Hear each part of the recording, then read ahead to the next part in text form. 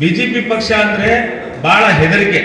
ಮುಸಲ್ಮಾನರಿಗಂದ್ರೆ ಮನಸ್ಸಲ್ಲಿ ಬಹಳ ಹೆದರಿಕೆ ಉಂಟು ಮಾಡಿದ ಒಂದು ಭೂತ ಇದು ಹೆದರಿಕೆ ಉಂಟು ಮಾಡಿದ ಯಾರಂದ್ರೆ ಕಾಂಗ್ರೆಸ್ ಪಕ್ಷದವರು. ನಾನು ಅಲ್ಪಸಂಖ್ಯಾತರ ಒಂದು ಲೀಡರ್. ಇವತ್ತು ಈ ಬಿಜೆಪಿ ಪಕ್ಷಕ್ಕೆ ಸೇರ್ಪಡೆ ಆಗಿದೆ ಅಂದ್ರೆ ನಮ್ಮ ಸಾಹೇಬರ ಅವ್ರ ಕಾಲ್ಗುಣದಿಂದ, ಅವ್ರ ಮನಸ್ಸಿನಿಂದ ನಾನು ಇವತ್ತು ಹಿರೇಕೆರೂರು ಅಂಜುಮನ್ ಅಧ್ಯಕ್ಷರಾಗಿ 5 ವರ್ಷ ಹಿಂದೆ ನಡೆಸಿದ್ದೆ. ಈ ವರ್ಷ ಮತ್ತೆ 6 ತಿಂಗಳಾಯಿತು ಅಂಜುಮನ್ ಅಧ್ಯಕ್ಷ ಆಗಿ ನಾನು ಸಮಾಜ ಸೇವೆ ಮಾಡ್ತಾ ಇದ್ದೇನೆ. ಅದರ ನಂತರ ನಾ ಬಿಜೆಪಿ ಪಕ್ಷದಲ್ಲಿ ಜಿಲ್ಲಾ ಅಧ್ಯಕ್ಷ ಆಗಿ ಹಿರೇಕೆರೂರಿನಿಂದ ಅಲ್ಪಸಂಖ್ಯಾತರ ಜಿಲ್ಲಾ ಅಧ್ಯಕ್ಷ, ಹಾವೇರಿ ಜಿಲ್ಲಾ ಅಧ್ಯಕ್ಷರ ಆಯ್ಕೆ ಆಗಿದ್ದೇನೆ. ಬಿಜೆಪಿ ಪಕ್ಷ ಅಂದ್ರೆ ಬಹಳ ಹೆದರಿಕೆ.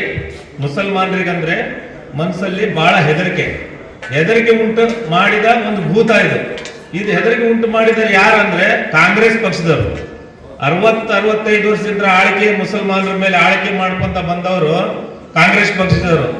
ಅದು ಅವ್ರು ಏನ್ ಮಾಡ್ತಾರೆ ಅಂದ್ರೆ ಮುಂದೆ ಬೆಣ್ಣೆ ತೋರಿಸ್ತಾರೆ, ಹಿಂದೆ ಯಾವಾಗಲೂ ಚಾಕು ಇಟ್ಕೊಂಡೇ ಅಡ್ಡಾಡ್ತಾರೆ ಅವರು. ನಮ್ಮ ಮುಸಲ್ಮಾನರ ಮನಸ್ಸೊಳಗೆ ಏನಂದ್ರೆ ಬಿಜೆಪಿ ಪಕ್ಷ ಅಂದ್ರೆ ಮುಸಲ್ಮಾನರ ವಿರೋಧ ಪಕ್ಷ ಅಂತ ಹೇಳಿ ಎಲ್ಲರ ಮನಸ್ಸಲ್ಲಿ ಭೂತ ಹುಟ್ಟಿಸ್ಬಿಟ್ಟಿದ್ದಾರೆ ಅವರು. ಆದ್ರೆ ನಾವು ಇವತ್ತು ಅನಿವಾರ್ಯ ಯಂಗ್ಸ್ಟರ್ ಏನ್ ಮಾಡ್ತಾ ಇದ್ವಿ ಅಂದ್ರೆ ಬಿಜೆಪಿ ಪಕ್ಷ, ಮೋದಿ ಸರ್ಕಾರ ಅಂದ್ರೇನು, ವಾಜಪೇಯಿ ಅವ್ರ ಭಾಷಣ ನಾನು ಸಣ್ಣಕ್ಕಿದ್ದಾಗಿದ್ರು ಕೇಳ್ತಾನೆ ಬಂದಿದ್ದೀನಿ. ವಾಜಪೇಯಿ ಒಂದು ಎಂತ ಲೀಡರ್ ಅಂದ್ರೆ ನಮ್ಮ ಭಾರತ ದೇಶದಲ್ಲಿ ಈ ಭಾರತೀಯ ಜನತಾ ಪಕ್ಷಕ್ಕೆ ಮಹಾನ್ ವ್ಯಕ್ತಿ, ಒಂದು ಒಳ್ಳೆ ಲೀಡರ್ ಅವರು ವಾಜಪೇಯಿ ಲೀಡರ್. ಯಾಕಂದ್ರೆ ಅವರ ಆಳ್ವಿಕೆಯಲ್ಲಿ ಅವ್ರ ಪ್ರಧಾನಮಂತ್ರಿ ಆದ ಟೈಮಲ್ಲಿ ಮುಸಲ್ಮಾನರಿಗೆ ಯಾರಿಗೂ ಏನು ಟೀಕೆ ಮಾಡಲಿಲ್ಲ, ಮಾತಾಡಲಿಲ್ಲ ಅವರು.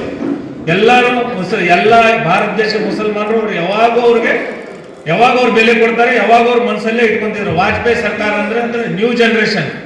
ವಾಜಪೇಯಿ ಸರ್ಕಾರದಿಂದನೇ ನ್ಯೂ ಜನರೇಷನ್ ಬಂದಿರೋದು. ಈ ಮೊಬೈಲ್, ಕಂಪ್ಯೂಟರ್ ಏನಿದೆ ಅಲ್ಲ, ಈ ಅವ್ರ ಆಳ್ವಿಕೆಯಿಂದನೇ ಮುಂದುವರಿತಾ ಬಂದಿರೋದು. ಇವತ್ತು ಮೋದಿ ಸರ್ಕಾರ ಅದೇ ತರ ಮುಂದೆ ನಡೀತಾ ಇದೆ.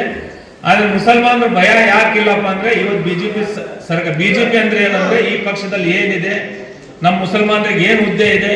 ಹಾಗಾದ್ರೆ ವಿರೋಧ ಮಾಡೋದಾಗಿದ್ರೆ ಬಿಜೆಪಿ ಪಕ್ಷದಲ್ಲಿ ಮುಸಲ್ಮಾನರಿಗೆ ವಿರೋಧ ಮಾಡಿ ಈ ಹುದ್ದೆ ಇಡ್ಲೇಬೇಡ್ತಿದ್ದು. ಅಲ್ಪಸಂಖ್ಯಾತರ ಒಂದು ಏನು ಕೋಟಾ ಇದೆ, ಇದು ಇರುತ್ತಿದ್ದೇ ಇಲ್ಲ. ನಮ್ಮ ವಿರೋಧ ಮಾಡೋದೇ ಆಗಿದ್ರೆ ಇದು ಕೋಟಾನೇ ಇರ್ತಿದ್ದಿಲ್ಲ.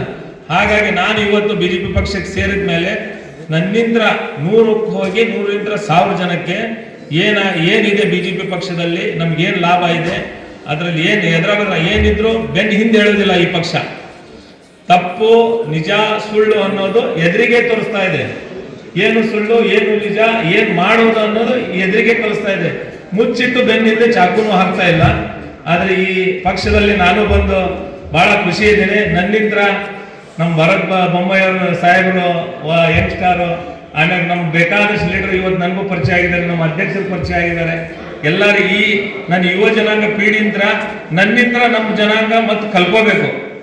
ಈ ಪಕ್ಷದಲ್ಲಿ ಎಲ್ಲರಿಗೂ, ಎಲ್ಲ ಸಮಾಜದವ್ರಿಗೂ, ಎಲ್ಲ ಜಾತಿ ಬಾಂಧವ್ರಿಗೂ ಬೆಲೆ ಇದೆ, ಮುಂದೆನೂ ಇರುತ್ತೆ ಅಂತ ಹೇಳಿ ನನಗೆ ಭಾವನೆ ಇದೆ. ನಂದು 2 ಮಾತು ಹೇಳಿ ಮುಗಿಸ್ತೇನೆ. ಜೈ ಹಿಂದ್, ಜೈ ಬಿಜೆಪಿ.